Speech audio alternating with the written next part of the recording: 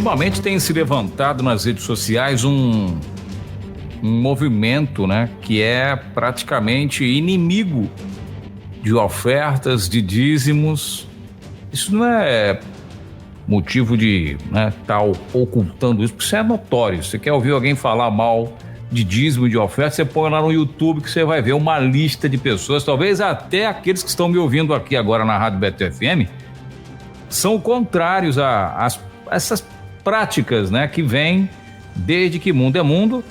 E diga-se de passagem, até em determinado momento, a gente até entende essa revolta, né, essa questão reacionária por parte de muitos que acompanham aí o movimento evangélico no Brasil ao longo dessas décadas, né, para não dizer séculos aí, já indo, acredito eu, já para quase 2 séculos de realmente evangélico com força, né, o movimento evangélico chegando firme no Brasil. Mas é claro que logo após o descobrimento, lá por volta de 1600, 1700, por aí já chegaram as primeiras igrejas tradicionalíssimas, aquelas congregacionais, aquelas questões presbiterianas, são igrejas muito antigas que chegaram aqui, mas a coisa ficou forte mesmo a partir de 1912, se não estou equivocado, com a chegada da Igreja Assembleia de Deus através dos missionários, né, Daniel Berck e Gunnar Wing.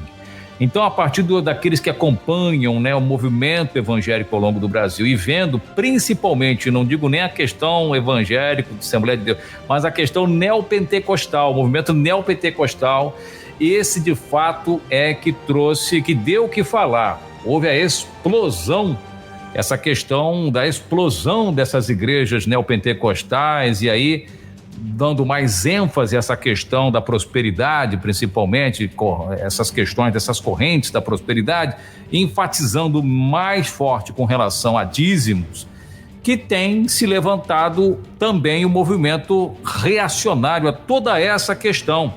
E esse é um assunto delicado. Aliás, para muitos obreiros, para muitos pastores, esse é um tabu, é um assunto que não deveria nem se comentar a respeito. Mas como eu também, né, eu posso falar, eu tenho meu lugar de fala, a verdade seja dita, muito mau testemunho se dão nesta área econômica, infelizmente. O Senhor Jesus não mandou, por exemplo, você ter casas luxuosas, mansões, essas coisas. Deus não mandou ter isso.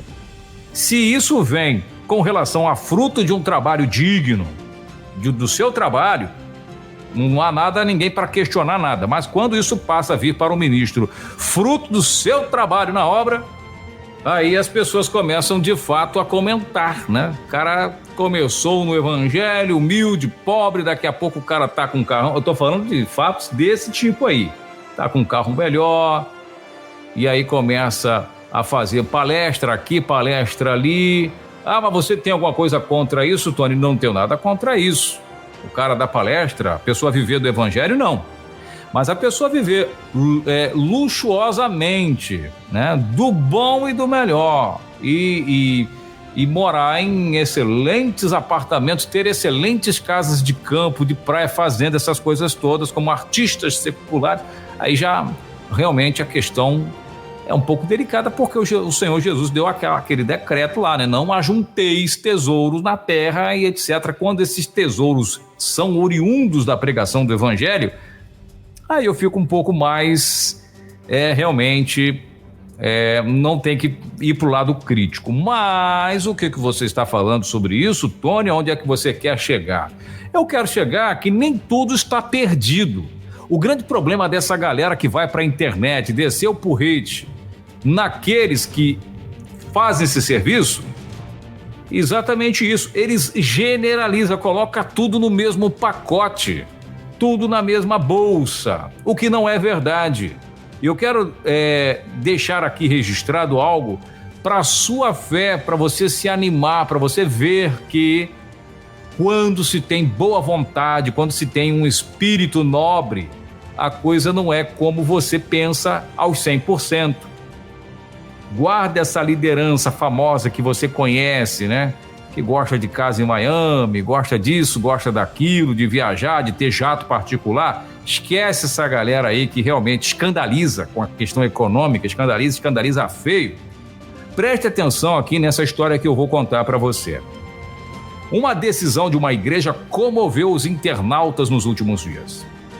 Após a congregação resolver doar todos os seus dízimos para a realização de uma cirurgia em um dos seus fiéis, precisamente o filho de um casal que precisou realizar uma vaquinha virtual para salvar a vida do seu bebê, portador de uma doença rara chamada triglocefalia. Essa doença é caracterizada pelo fechamento precoce da sutura da testa, causando malformação da calota craniana, uma condição também conhecida como craniostenose. O filho do casal, que é membro da Get Church de Florianópolis, liderada pelo pastor Lucas Torre, se chama Noah Ciolin e possui apenas 5 meses de vida. Então, desesperados para a realização do tratamento da saúde da criança, os pais Guilherme e Eduarda Coelin criaram uma vaquinha online com a meta de arrecadar R$ 148.500 para custear uma cirurgia avaliada em R$ 110 mil e outras despesas posteriores. E aí diz aqui a mãe da criança, né? Fui diagnosticada com essa doença no dia 29 de fevereiro de 2024 e essa cirurgia precisa acontecer até o dia 29 de abril, ou seja, 2 meses, informa o pedido. Seremos eternamente gratos com a sua ajuda. Se você não puder ajudar financeiramente, nos ajude com as suas orações. Esse é o comunicado que a família colocou na vaquinha. Felizmente, olha aí para você que é contrário aos dízimos, que bota todo mundo no mesmo pacote. A igreja do casal resolveu fazer uma surpresinha para os pais da criança, anunciando que vai contribuir para a realização do tratamento. O comunicado foi feito pelo pastor durante o culto. E o que o pastor disse? Pastor Lucas, eu vi a vaquinha que eles fizeram e o Espírito Santo falou comigo. Ciolin não precisa fazer vaquinha, ele tem uma igreja, ele é membro de uma igreja, contou o pastor Lucas. Teu filho é nosso filho, tua dor é nossa dor, teu choro é o nosso choro, e por isso que hoje todos os dízimos e ofertas vai ser revertida na cirurgia de R$ 110 mil. E aí, meus irmãos, a iniciativa comoveu os internautas que elogiaram a decisão do pastor em acolher a necessidade do casal, da congregação, e esse é o verdadeiro evangelho, comentou uma seguidora da denominação no Instagram. Que Deus abençoe esse servo que demonstra amor não só com palavras, mas com atitude, reagiu outro internauta. E ele disse: aqui na Get Church estamos comprometidos em investir no reino de Deus e ajudar o próximo e fazer a diferença. Então veja que nem tudo está perdido. O pastor falou: vamos pegar tudo que tem no caixa da igreja, os dízimos, ofertas, e vamos custear a oferta do bebê, filho do casal. Ele não precisa, e falou mais o pastor, ele não prepara com essa vaquinha, ele não precisa de vaquinha, ele tem uma igreja. Ele é membro de uma igreja, ele tem um pastor. E nós vamos fazer isso. Ora, se isso não é a verdadeira atitude de um cristão compromissado em cumprir aquilo que a Escritura diz, o que mais pode ser? Se essa não é uma atitude legítima de um pastor, e eu volto a dizer, infelizmente, nem todos têm essa disposição de tomar essa decisão, porque aí tem aquele negócio, não tem que ver com conselho, tem que reunir os conselhos aí deliberativos da igreja, vamos fazer aqui para ver se... Não, o pastor chegou lá, ele não é o pastor, ele decidiu o que vai ser feito, e quem não gostar na igreja não gostou, vai reclamar com Deus.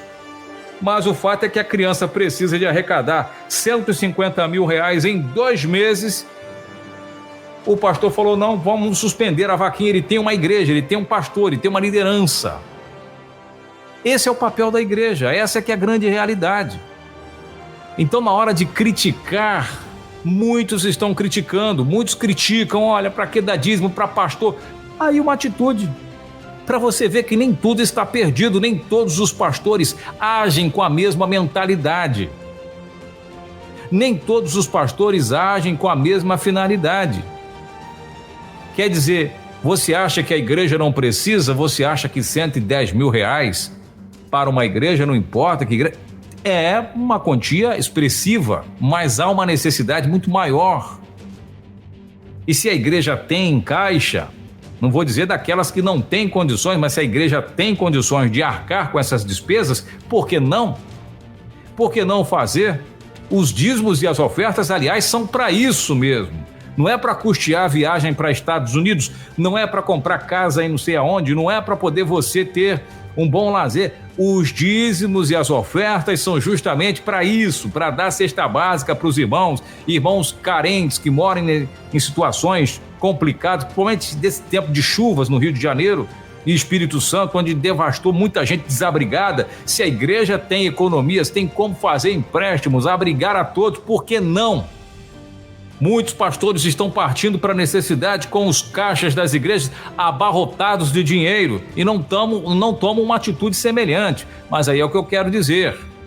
Cada um vai prestar conta de si, mas o fato é que se a gente fechar os olhos para as coisas boas que acontecem, a gente vai ficar só do lado de cá, julgando e tacando pedra. Então atitudes como essa, que saiu lá no jornal, no portal lá, Gospel Mais, você entra lá que você vai ler essa notícia. O pastor fez a vaquinha para o bebezinho, aliás, ele não fez a vaquinha, a igreja doou o dinheiro. Ele tem uma igreja, que palavra bonita, eu gostei dessa frase. Ele tem uma igreja. O seu filho é nosso filho, a tua dor é nossa dor, o teu choro é nosso choro. Olha, isso é ou não é bíblico? Quando a palavra de Deus fala, chorai com os que choram, se alegrai com os que se alegram. Então esse homem está chorando a dor daquele casal. Ah, mas a criança tem 5 meses, não sabe nem se vai... Olha, bom, o que vai ser feito é o que importa. A atitude, a ação, mais do que palavras. De palavras, aliás, nós já estamos fartos. Essa é que é a grande realidade. Palavras bonitas e tapinhas nas costas e profetadas de que Deus vai fazer e vai acontecer, mas isso aí não é atitude de Deus, isso é atitude nossa. O pastor fez o que ele tinha, que estava ao seu alcance de fazer. Ah, mas Deus usou não, o pastor se permitiu ser usado para fazer, de fato, cumprir a palavra na vida dele. Você está entendendo? Essa é que é a grande realidade, fazer cumprir o ID do nosso Senhor e Salvador Jesus Cristo. Você que está acompanhando essa programação aqui na Betel FM, está aí um pastor de Santa Catarina. Ele pegou 110 mil reais e custeou a cirurgia de uma criança de 5 meses com um problema grave e tinha 2 meses para fazer a cirurgia até o dia 29 de abril. Então temos mais de um mês pela frente para essa criança fazer a cirurgia, já temos um dinheiro, é um ato de amor. Mandou, agora a família não precisa mais ficar preocupada com vaquinha se vai ou não vai atingir o dinheiro necessário para fazer a cirurgia. Agora o dinheiro vai ser empregado com esta finalidade. Esse é o exemplo que deveria se esparramar para calar a boca desses críticos que vão para a internet, desses desigrejados que saem das igrejas falando muito mal, em alguns casos com certa razão, mas não podemos cair no erro de generalizar, de colocar tudo no mesmo pacote, todos os pastores são iguais. Isso se não vier aqueles que vão dizer assim, esse pastor fez isso para se aparecer, para se promover, agora ele vai ganhar muito, ainda tem isso, que ainda vai estar ruim. A atitude boa desse homem. Pode acreditar no que eu estou falando para você. A atitude boa, nobre, esse ato de amor desse pastor ainda vai se converter em mais críticas em cima. E lamentavelmente muitos dentro das nossas próprias congregações se deixam contaminar e se deixam levar por essas atitudes insanas. Porque quando você coloca todos no mesmo pacote, meu querido irmão, minha querida irmã, a coisa fica desanimador para quem está fora, para quem não conhece. Mas eu vou lá para quê? Mas o bispo tal, o apóstolo tal faz e acontece. Meu irmão, Se a gente for só focar, o que acontece com as pessoas é que elas focam apenas naquilo que seus olhos conseguem enxergar, que não vão bem, mas não procuram as boas ações para você olhar e observar e se animar, alegrar o coração. Essa é que é a grande realidade. Mas a proposta do nosso programa aqui é trazer esses casos também importantes para deixar como exemplo de que nem tudo está perdido. Nem tudo está perdido. Portanto, nós estamos aqui acompanhando de perto essa atitude. O que vai acontecer? Será que ele vai conseguir operar? Não vai? Será que aí já não cabe mais a igreja, né? Ou melhor, as pessoas ficarem olhando para o que vai ser o final dessa história. O final já aconteceu, a atitude nobre desse homem, desse que se esforça para realmente fazer o que manda as escrituras. Mas ele deu porque estava sobrando. Não interessa, tem gente que está sobrando bilhões e investe um monte de coisas, dinheiro da igreja. Investe em muitas coisas, investe no físico. Igreja não é apenas para se preocupar com os espaços físicos, com os investimentos no físico. Igreja também é para se preocupar com o templo do Espírito Santo, os quais somos nós. No ar, Nossa Voz, um programa que visa despertar a sua fé para as verdades que libertam. Apresentação, Tony de Souza. Olá, meus queridos, graça e paz, boa noite, uma excelente noite de terça-feira para você que acompanha aqui o programa Nossa Voz pela Betel FM. E aí, beleza? Dia 26 de março, tudo bem? Graças a Deus, onde quer que você esteja, uma excelente noite por aqui, o seu amigão Tony de Souza. Com esse bom exemplo, né, que a gente está começando hoje, que Deus abençoe você e sua família. A gente começa o nosso encontro com a música que o povo canta nas igrejas.